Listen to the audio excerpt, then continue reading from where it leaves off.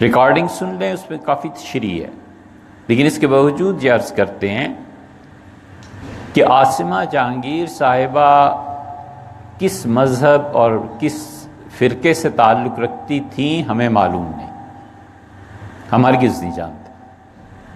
ان کا قادیانیوں سے کیا تعلق تھا نہیں تھا ہمیں کچھ معلوم نہیں بھائی۔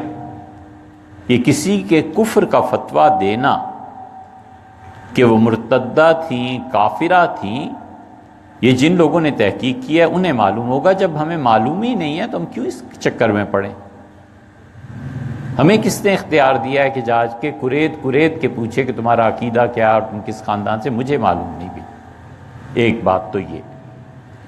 دوسری بات یہ ہے کہ ان کی نماز جنازہ میں جو خواتین آئی تھیں تو خواتین کا نماز جنازہ میں آنا اور عورتوں کا جنازے کی نماز پڑھنا یہ بالکل ایک الگ مسئلہ ہے، اور وہ پوری امت کے نزدیک جائز۔ عورتیں کسی مرد کی، کسی کا بھی عورتوں کی جنازہ پڑھیں، کوئی حرج نہیں، پوری امت اس کے جواز کی قائل۔ اور اس کا جواز جب آپ حدیث میں جائیں گے تو وہاں سے شروع ہوتا ہے۔ حضور اقدس صلی اللہ علیہ وسلم تشریف لاتے تھے حضرت انس رضی اللہ عنہ کے گھر، اور انس رضی اللہ عنہ کی والدہ تھیں ام سلیم۔ ام سلیم ان کے گھر آنا جانا رسول اللہ صلی اللہ علیہ وسلم کا برابر رہتا تھا اور بہت تعلق تھا اس خانوادے سے۔ ام سلیم کیا کرتی تھی؟ صحیح بخاری وغیرہ میں آیا ہے کہ وہ رسول اللہ صلی اللہ علیہ وسلم کا انتظار کرتی تھیں، آپ تشریف لاتے تھے تو پانی، شربت، ستو پیش کرتی تھی، اور آپ کبھی کبھی فرماتے تھے کہ اچھا بھی بستر بچھا دو، مجھے سونا ہے۔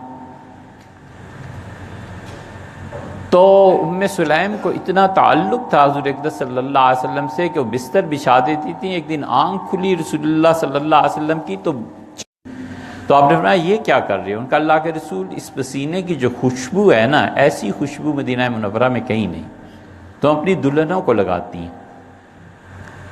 پھر رسول اللہ صلی اللہ علیہ وسلم ایک مرتبہ تشریف لائے تو بہت پیاس ہوگی، تو آپ نے جو مشکیزہ لٹکا ہوا تھا اس کا سربند کھولا اور کھڑے کھڑے پانی پیا۔ اسی لیے سبیل پہ کھڑے ہو کے پانی پینا جائز۔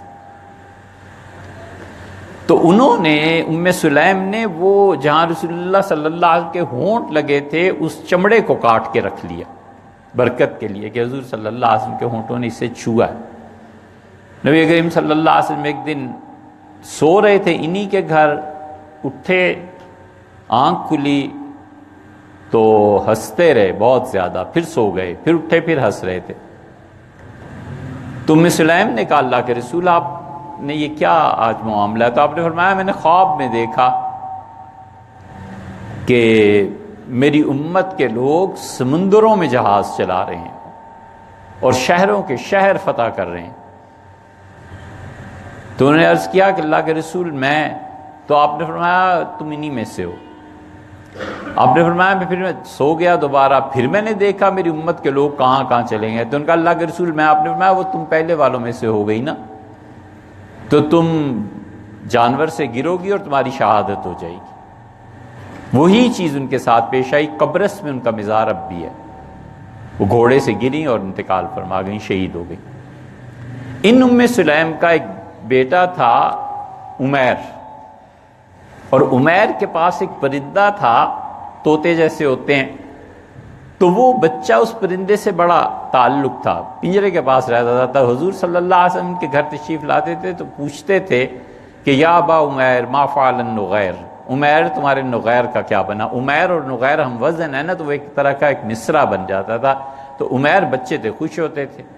عمیر کا ہو گیا انتقال، ابو عمیر کا، تو رسول اللہ صلی اللہ علیہ وسلم سے ان کے والد حضرت ابو طلحہ رضی اللہ عنہ نے درخواست کی کہ آپ گھر تشریف لائیں اور جنازہ پڑھ دیں۔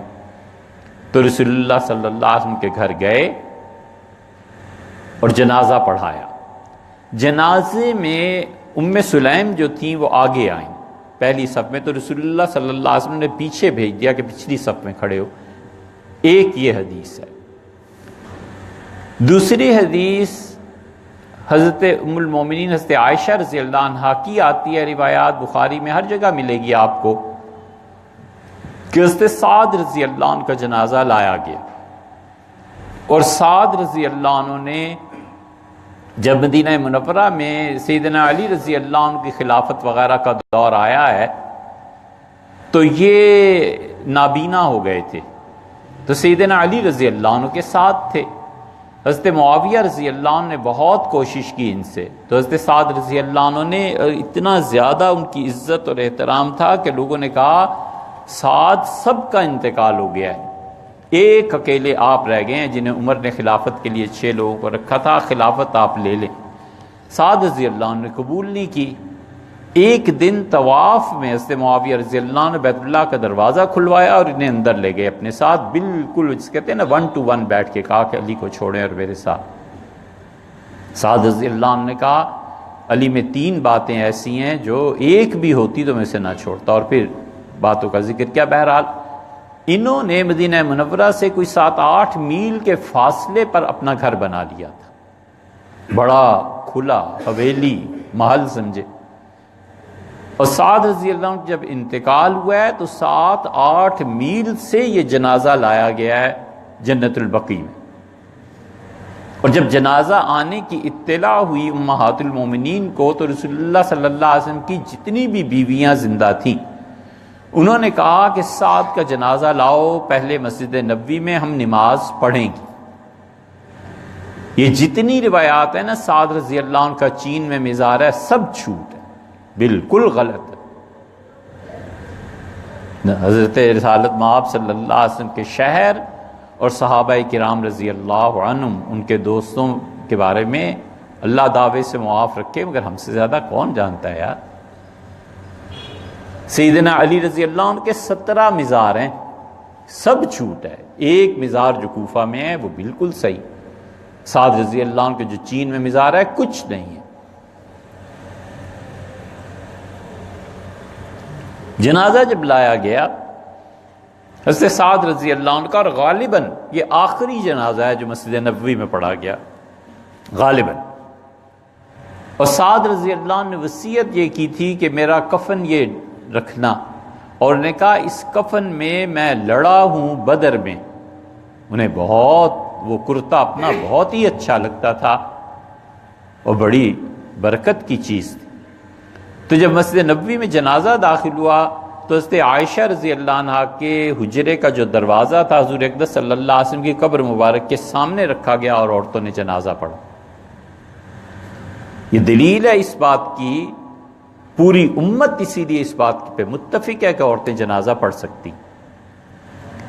ہوا یہ کہ جب جنازہ اٹھا لیا گیا تو لوگوں نے آپس میں چیمگوئیاں کی کہ یہ ام المومنین نے کیا کیا، عورتوں نے یہ کیا کیا۔ تو حضرت عائشہ رضی اللہ عنہ نے بلایا لوگوں کو اور فرمانے لگی بس تمہارا اتنا ہی کام رہ گیا کہ آبو اعتراض کرتے ہو، عیب نکالتے ہو میرے کاموں میں، اور کیا ہو گیا ہے لوگوں کو؟ ما اسرع الناس، کتنی جلدی لوگ بھول گئے ہیں۔ سہیل کا جنازہ رسول اللہ صلی اللہ علیہ وسلم یہاں نہیں پڑھایا تھا؟ سہل، سہیل اور صفوان یہ 3 بھائی تھے، اور ان کی والدہ تھیں دعد، دال عین دال، ان کا نام تھا دعد، اور انہیں بیضہ ام بیضہ کہتے تھے۔ ام بیضہ رضی اللہ عنہا کے یہ 3 صاحبزادے تھے۔ یا تو حضرت سہل اور سہیل رضی اللہ عنہما دونوں بھائیوں کا انتقال ایک ہی دن ہوا ہے، یا پھر یہ کہ سہیل رضی اللہ عنہ پہ متفق ہے مورخین کہ سہیل رضی اللہ کا انتقال ہوا ہے، اور سہیل بڑے قدیم صحابہ کرام رضی اللہ عنہ سے تھے، جتنے حضرت بکر رضی اللہ عنہ پرانے تھے اتنے یہ پرانے تھے۔ ہجرت کی ہے، حبشہ گئے ہیں، وہاں سے مدینہ منورہ آئے ہیں، مدینہ منورہ میں پھر انہوں نے بڑے کام کیے ہیں، اور سہیل رضی اللہ عنہ کا انتقال ہوا ہے 9 ہجری میں۔ تو حضور اقدس صلی اللہ علیہ وسلم نے سہیل رضی اللہ عنہ کا جنازہ مسجد نبوی میں پڑھایا۔ حضرت عائشہ رضی اللہ عنہ نے یہ ریفرنس دیا، فرمایا ما اسرع الناس، لوگوں کو کیا ہو گیا، اتنی جلدی بھول گئے ہیں۔ اس جنازے سے کم بھی سعد رضی اللہ عنہ کا جنازہ 40 برس کے بعد مسجد نبوی میں آیا ہے۔ تو ام المومنین رضی اللہ عنہ نے جنازہ پڑھا، اور سہیل رضی اللہ عنہ جو تھے ان کا جنازہ رسول اللہ صلی اللہ علیہ وسلم مسجد میں رکھ کے پڑھایا۔ تو اس سے پھر آگے مسئلہ چلا ہے۔ پھر نبی کریم صلی اللہ علیہ وسلم نے فرمایا کہ جو آدمی مسجد میں جنازہ پڑھے گا فلا شیء لہو، ابو داؤد کی روایت میں آتا ہے اپنے میں سے کوئی ثواب نہیں ملا۔ ثواب نہ ملنے کا معنی یہ ہے کہ اسے کم ثواب ملا۔ اس کی ایک صورت تو یہ ہے کہ جگہ تنگ ہو گئی، لوگ مسجد میں آ کے کھڑے ہو گئے، پورا ثواب ملا۔ ایک صورت یہ ہے کہ بغیر کسی وجہ کے لوگ جنازہ چاہے باہر رکھیں لیکن مسجد میں کھڑے ہو کے پڑھیں تو یہ کوئی اچھی چیز نہیں۔ سیدنا عمر رضی اللہ عنہ نے الگ جنازے کی جگہ بنا دی تھی، انہوں نے کہا کوئی جنازہ مسجد نبوی میں نہیں آئے گا، لیکن حضرت عائشہ رضی اللہ عنہ کی شخصیت بڑی تھی۔ یہ سیدنا علی رضی اللہ عنہ کی خلافت کے دور کا قصہ ہے، لیکن امیر المومنین رضی اللہ عنہ کوفہ میں تھے، تو سعد رضی اللہ عنہ کے جنازہ ام المومنین حضرت عائشہ رضی اللہ عنہ نے پڑھا ہے۔ یہ دوسری دلیل ہے اس بات کی، اس لیے حنفی، شافعی، مالکی، حنبلی، حتیٰ کہ اہل حدیث اور اہل تشیع 6 کے 6 متفق ہیں کہ عورتیں جنازہ پڑھ سکتی ہیں۔ اگلی بات، عورتیں جنازہ پڑھنے کے لیے آئیں یا نہ آئیں؟ حنفی فقہا کہتے ہیں کہ عورت جنازہ پڑھنے کے لیے اگر آئے تو پڑھ لے، نہ آئے زیادہ اچھا ہے۔ اس کی بنیاد یہ ہے کہ حضرت عمر رضی اللہ عنہ نے اپنے دور میں عورتوں کو بار بار یہ فرمایا کہ میں تمہیں گارنٹی دیتا ہوں کہ جو فرض نماز تم یہاں پڑھنے آتی ہو نا مسجد نبوی میں، رسول اللہ صلی اللہ علیہ وسلم کی مسجد میں حضور صلی اللہ علیہ وسلم فرماتے تھے عورت کی سب سے اچھی نماز وہ ہے جو گھر میں پڑھے، میری اس مسجد سے زیادہ ثواب عورت کو وہاں۔ اور فرماتے تھے کہ تم میں سے کوئی عورت گھر کے صحن میں نماز پڑھے اس سے زیادہ ثواب ہے کمرے میں پڑھے، اور کمرے سے بھی زیادہ ثواب ہے کہ پچھلی کوٹھڑی میں پڑھے۔ تو سیدنا عمر رضی اللہ عنہ نے چونکہ پابندی لگا دی تھی اور عورتیں نہیں آتی تھی مسجد نبوی میں، حنفی فقہا نے اصل میں اس کو لیا ہے، اس لیے نماز جنازہ ہمارے ہاں عورتیں نہیں پڑھتی، ہمارے ہاں یہ چلی ہے، اور مالکیوں کے ہاں بھی یہ چلی ہے۔ مالکیوں کا امام مالک رحمۃ اللہ سے پوچھا گیا کہ حضرت اگر جنازہ ہو اور عورتوں کے علاوہ کوئی نہ ہو تو ان کا ایک ایک عورت کر کے پڑھے، عورتیں جماعت نہیں کریں گی۔ حنفیوں سے پوچھا گیا تو انہوں نے کہا عورتیں صفیں بنائیں اور ان میں امامت کے لیے کوئی عورت آگے نہیں کھڑی ہوگی، پہلی صف میں درمیان میں کھڑے ہو کے وہ تکبیریں کہیں اور سب اپنا اپنا جنازے اپنے اپنے نماز جنازہ پڑھیں۔ اسی لیے حنفی فقہا میں کچھ لوگ قائل ہوئے ہیں کہ عورت کے لیے جماعت جنازے کے ساتھ آنا یہ مکروہ ہے، وجہ اس کی وہ سیدنا عمر رضی اللہ عنہ کی بات ہے جو پہلے آپ سے عرض کر دی۔ حنفیوں سے جب پوچھا گیا کہ ایک آدمی مرد عورت کوئی ہے اور عورتوں کے علاوہ کوئی نہیں تو جنازہ پڑھیں، حنفی فقہا نے کہا کہ اس طرح پڑھیں۔ امام مالک رحمۃ اللہ نے فرمایا واحدتم بعد واحدتن، ایک کے بعد ایک، ایک کے بعد ایک عورت پڑھے، لیکن مالکیوں میں جو بعد کے ان کے ائمہ آئے ہیں مجتہدین، انہوں نے امام مالک رحمۃ اللہ علیہ کی اس قول میں تھوڑی سی اجتہاد کی بات کی ہے۔ انہوں نے کہا دیکھو اس سے سنت ٹکراتی ہے۔ امام مالک رحمۃ اللہ علیہ فرماتے ہیں کہ ایک ایک عورت جنازہ پڑھے گی تو یہ تو کتنی دیر ہو جائے گی، اور تعجیل جنازے میں جلدی پڑھنا اس کا سنت ہے۔ رسول اللہ صلی اللہ علیہ وسلم فرمایا جلدی پڑھو، تو وہ ہمارے قول پہ آگے حنفیوں کے مطابق انہوں نے کہا عورتیں صفیں بنائیں اور جنازہ پڑھیں۔ تو اس لیے عورتوں کا جنازہ پڑھنا بالکل جائز ہے، کسی نے منع نہیں کیا۔ اب آخری بات یہ آ گئی کہ عورتیں مردوں کے ساتھ کھڑی ہوں، اس سے عورتوں کی نماز تو مکروہ ہوگی ہی ہوگی، مردوں کی نماز بھی مکروہ ہو جائے گی، اس لیے کہ کوئی آدمی نہیں جانتا کسی کے کیا خیالات ہیں اور کیا چیزیں، تو کیوں لوگوں کو ایک آزمائش میں ڈالا جائے۔ عورتوں کو چاہیے کہ جنازہ اگر پڑھنی ہے تو پیچھے کھڑے ہو کے پڑھیں، مردوں کے ساتھ پڑھنے کی کوئی وجہ بھی نہیں ہے اور نہ شرعاً اس کی اجازت ہے۔ یہ اس سارے جنازے کا قصہ۔